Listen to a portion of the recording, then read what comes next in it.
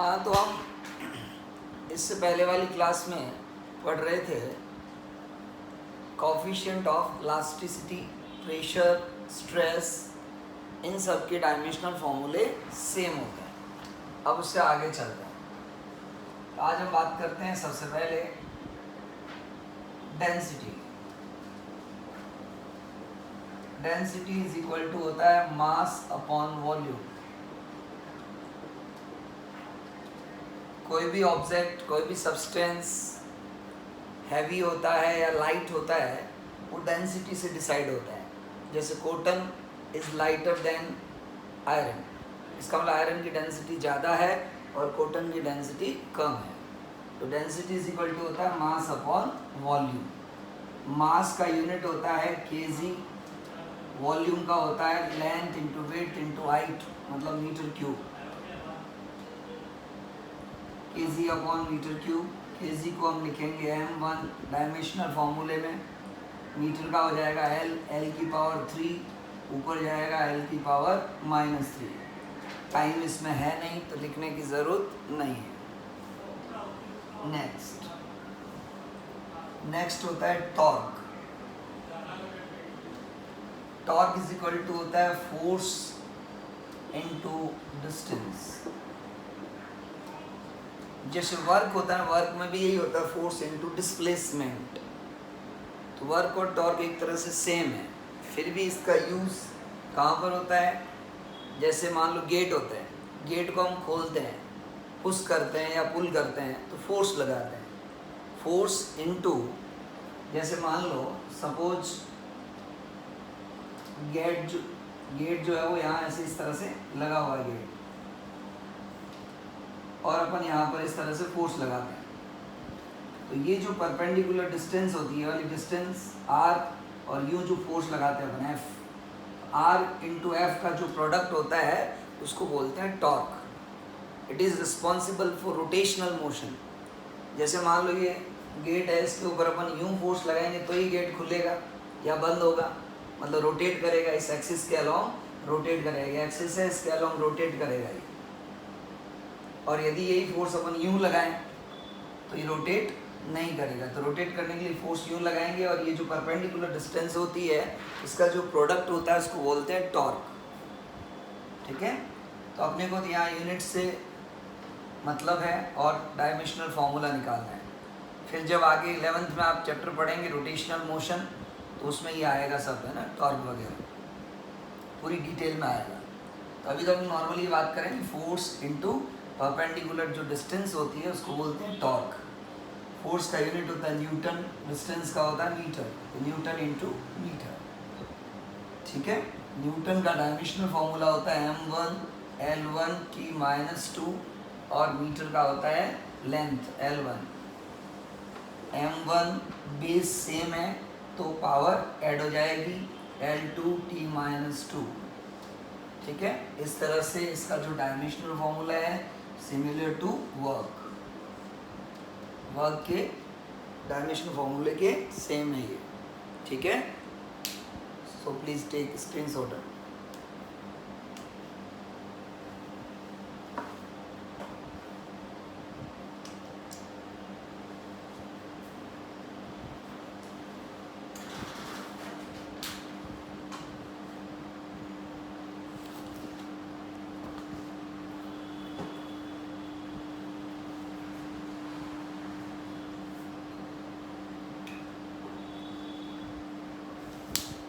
इसको रफ कर देते हैं।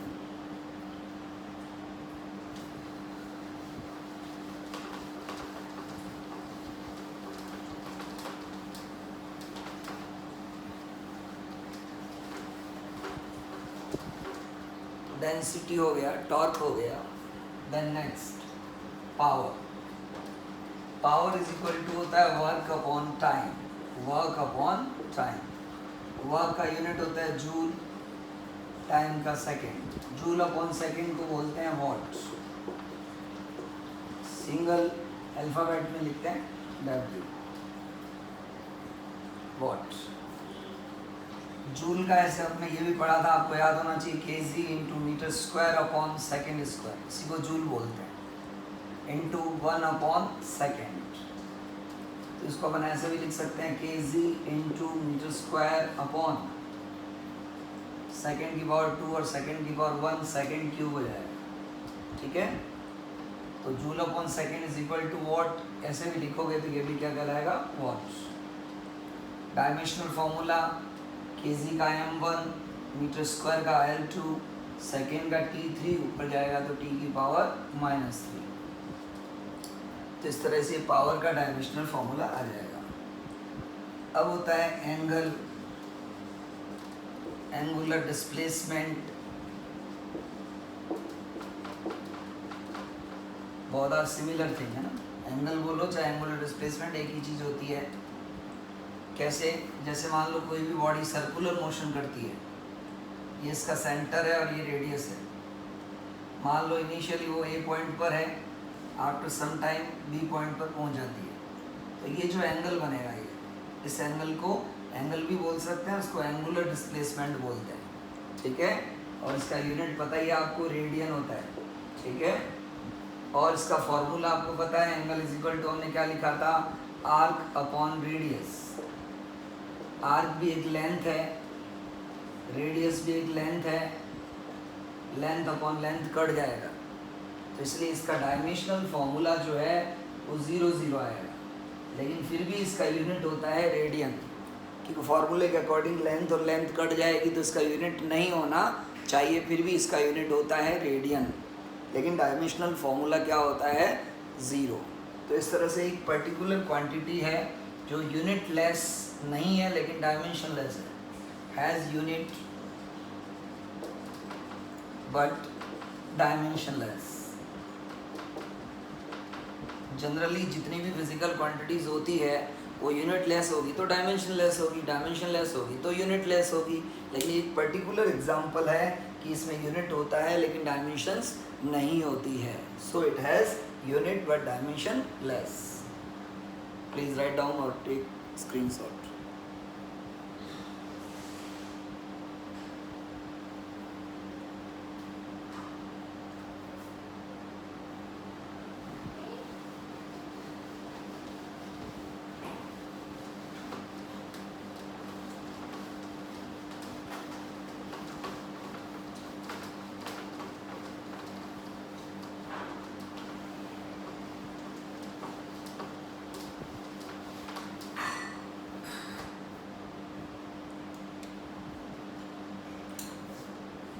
अब एंगुलर वेलोसिटी,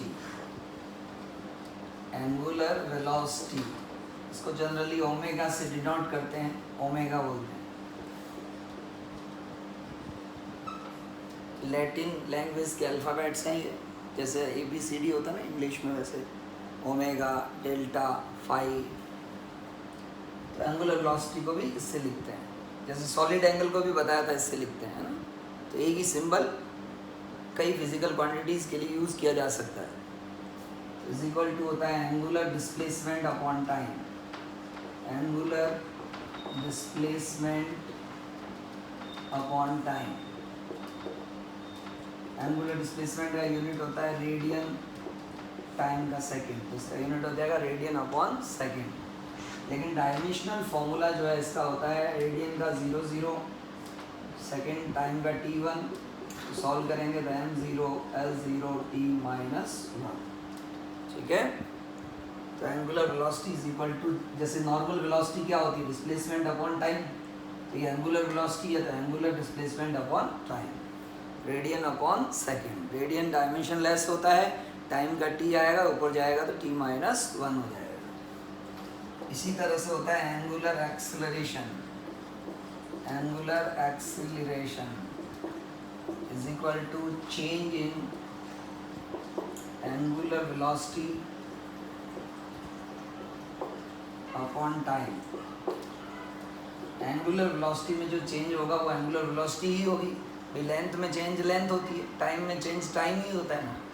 उसी तरह से चेंज इन एंगुलर वेलोसिटी का मतलब एंगुलर वेलोसिटी होगी, तो उसका यूनिट क्या आएगा, रेडियन पर सेकेंड। ध्यान दें, रेडियन पर सेकेंड, और ये जो नीचे वाला टाइम है इसका सेकेंड, ये हो जाएगा रेडियन पर सेकेंड स्क्वायर, रेडियन पर सेकेंड स्क्वायर। रेडियन का हमको पता ही है 0 0 होता है, टाइम का t 2 हो जाएगा या t स्क्वायर, ऊपर जाएगा तो t की पावर -2। तो ऐसे लिख सकते हैं angular acceleration. So please write down.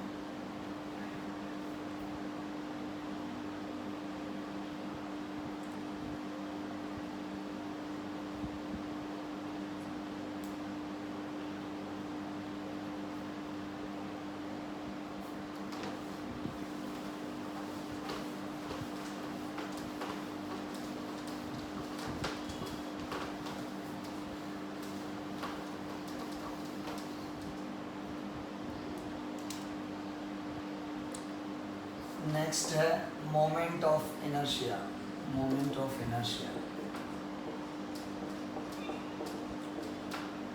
General जो इनर्शिया होता है उसका मतलब होता है मास, और इसकी डेफिनेशन होती है property of substance to oppose in change in position. किसी भी ऑब्जेक्ट की पोजीशन के अंदर कोई चेंज होता है तो उसमें जो अपोज होता है, प्रॉपर्टी जो होती है सब्सटेंस की, उसमें अपोज करने की property of substance to oppose in change in position is called inertia. Position in linear motion, ऐसा कह सकते हैं हम, इन लीनियर मोशन।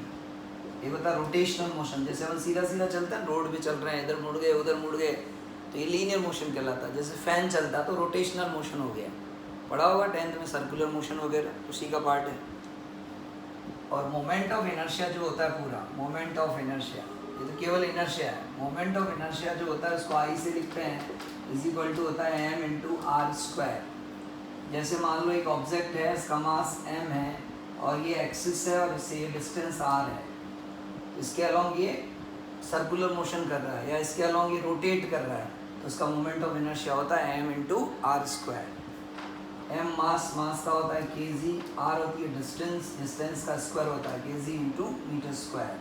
kg का m1, मीटर स्क्वायर का l2। टाइम नहीं है तो लिख सकते हैं 0, नहीं लिखे तो भी चलेगा, ठीक है। तो इनर्शिया तो ये होता है, और जो मोमेंट ऑफ इनर्शिया है पूरा, ठीक है, प्रॉपर्टी ऑफ सब्सटेंस और बॉडी कह सकते हैं। प्रॉपर्टी ऑफ बॉडी ज़्यादा एक्यूरेट वर्ड है, बॉडी यूज ले सकते हैं ना। Property of body to oppose in change in position in rotational motion। Rotational motion के अंदर जो पोजीशन चेंज होती है, जैसे कोई बॉडी स्टेशनरी है और आप उसको मूव करोगे, फोर्स लगाओ तो वो अपोज करेगी, तो वो इनर्शिया कहलाता है। कोई बॉडी स्टेशनरी, उसको आप रोटेट करने की कोशिश करोगे तो भी वो अपोज करेगी, है ना। तो उस तरह की जो प्रॉपर्टी होती है उसको बोलते हैं मोमेंट ऑफ इनर्शिया। तो केवल अभी तो हमको यही याद रखना, formula I is equal to mass into distance का स्क्वायर। मास इंटू डिस्टेंस ये होती है एक्सिस से, ये मोमेंट ऑफ इनर्शिया, ठीक है। नेक्स्ट होती है frequency. Frequency number of cycles पर सेकेंड, नंबर ऑफ साइकिल्स पर सेकेंड। जैसे फैन रोटेट कर रहा था, एक सेकेंड में कितने साइकिल कंप्लीट करता है वो क्या कहलाती है, फ्रीक्वेंसी। तो इसका होता है 1 अपॉन टाइम, इसका फॉर्मूला होता है 1 अपॉन टाइम। इस टी का मतलब जनरली होता है कि एक साइकिल में कितना टाइम लगता है, उसको बोलते हैं टाइम पीरियड। तो एक सेकेंड में कितने साइकिल होंगे, 1 अपॉन टी। उसका यूनिट होता है 1 अपॉन सेकेंड, और इसको हम लिख सकते हैं सेकेंड की पावर -1, और इसको हर्ट्ज भी बोलते हैं। साइंटिस्ट के नेम पर सेकेंड की पावर -1 को हर्ट्ज बोलते हैं। तो इसलिए जनरली फ्रीक्वेंसी के लिए यूनिट यूज़ लेते हैं हर्ट्ज, ठीक है। मेगा हर्ट्ज, FM वगैरह में होता है 94.3, 92.7 मेगा हर्ट्ज, तो फ्रीक्वेंसी होती है वो, ठीक है। फ्रीक्वेंसी डायमेंशनल फार्मूला, टाइम की पावर -1 है तो सीधा लिख दूँ टाइम की पावर -1 आ जाएगा, डायमेंशनल फार्मूला, ठीक है। टाइम की पावर क्या आ जाएगा, -1।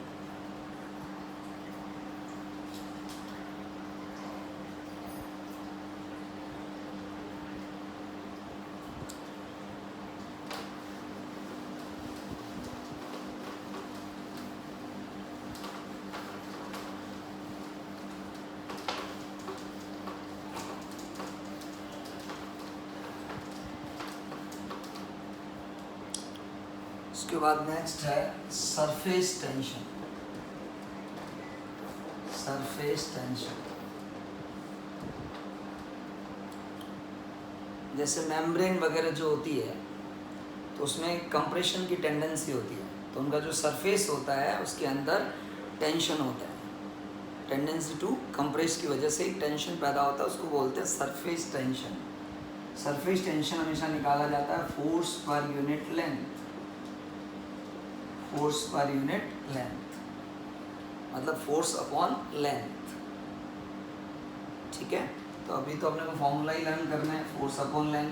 सरफेस टेंशन को भी कई बार टी से ही लिखते हैं generally, force upon length. Force का यूनिट होता है न्यूटन और लेंथ का होता है मीटर। अपने को फॉर्मूला बस पता होना चाहिए, वो जो हम बताएंगे आपको लर्न करना है और उसके बाद अपने आप यूनिट आ जाएगा, डायमेंशनल फॉर्मूला आ जाएगा। अभी अपने को इस डिटेल में नहीं जाना है सरफेस टेंशन क्या होता है, थोड़ा बहुत जितना हल्का से समझा सकते हैं साथ साथ में उतना मैंने बता दिया कि जैसे लिक्विड होता है तो उसका जो सरफेस होता है उसके अंदर एक तरह का खिंचाव होता है, टेंडेंसी टू कंप्रेस इटसेल्फ। या कोई मेम्ब्रेन होती है तो उसमें भी इस तरह की टेंडेंसी होती है, तो उस टेंडेंसी को फोर्स पर यूनिट लेंथ से मेज़र करते हैं और उसको बोलते हैं surface tension. Newton upon metre. Newton का डायमेंशनल फॉर्मूला होता है m1L1T-2, मीटर मतलब लेंथ L1, L1 से L1 कट जाएगा, m1L लिखो चाहे मत लिखो, लिखो तो 0 लिख सकते हैं, L0T-2 सरफेस टेंशन। उसके बाद आता है स्प्रिंग कांस्टेंट, या इसको कई बार फोर्स कांस्टेंट बोलते हैं, स्प्रिंग कांस्टेंट और फोर्स कांस्टेंट।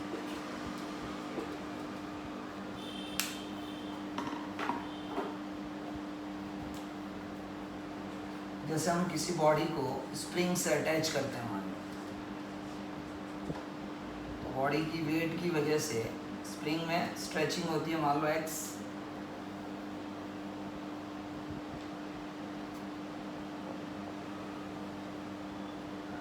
स्प्रिंग है और उसका स्प्रिंग कांस्टेंट k है, स्प्रिंग कांस्टेंट या फोर्स कांस्टेंट k है।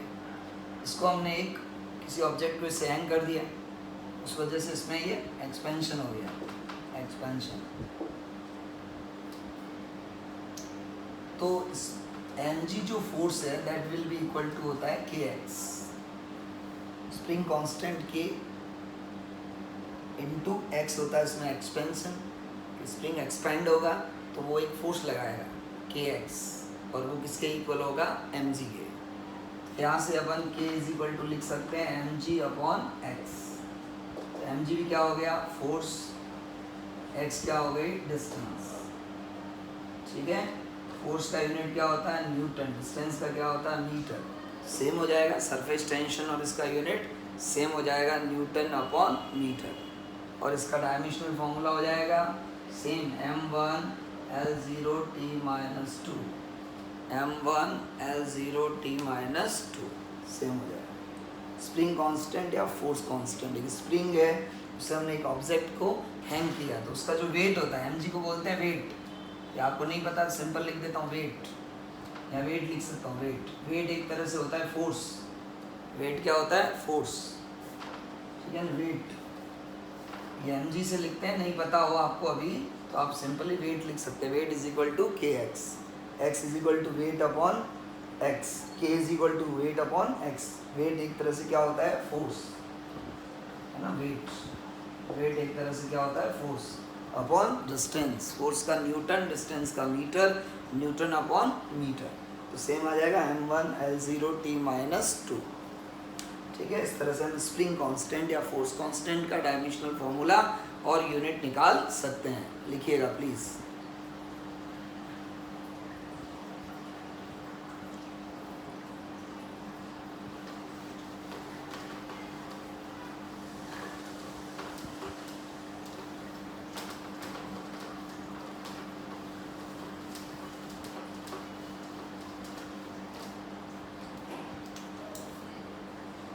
नेक्स्ट है coefficient of viscosity, coefficient of viscosity.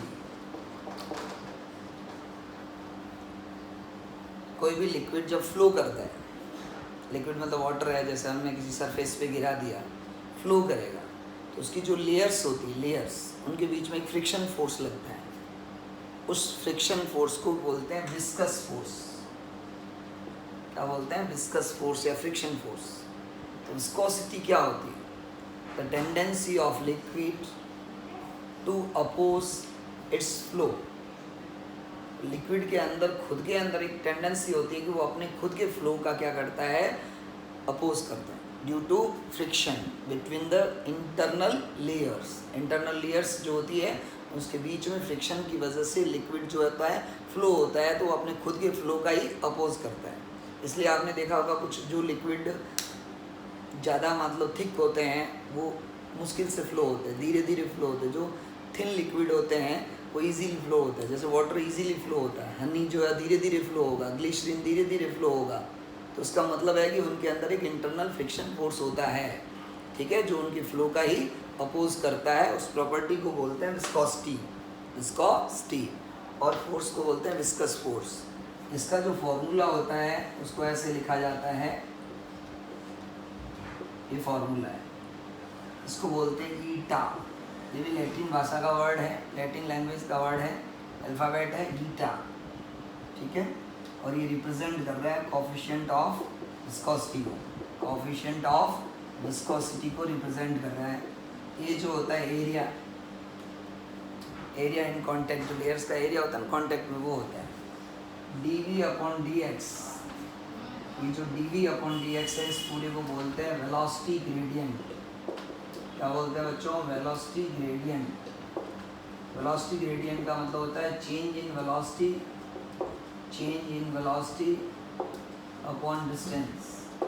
Distance के साथ वेलोसिटी कैसे चेंज होती है?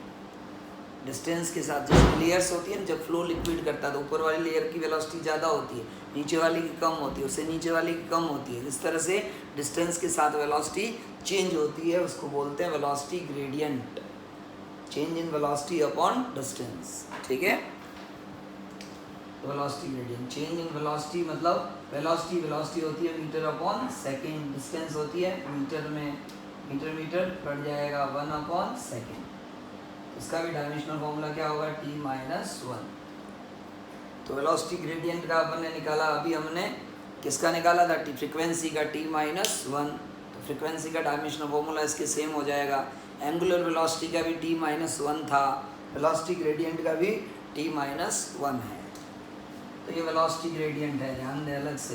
वेलोसिटी ग्रेडियंट मतलब change in velocity, change, D है ना यहाँ पर, डिनोट करता है चेंज को, स्मॉल चेंज होता है ना उसको डी से लिखते हैं, dV/dx, change in velocity upon distance. Change in velocity मतलब velocity metre upon second, distance मतलब मीटर, मीटर कैंसिल, 1/सेकेंड, T⁻⁻1। तो इस तरह से, और ये फोर्स है,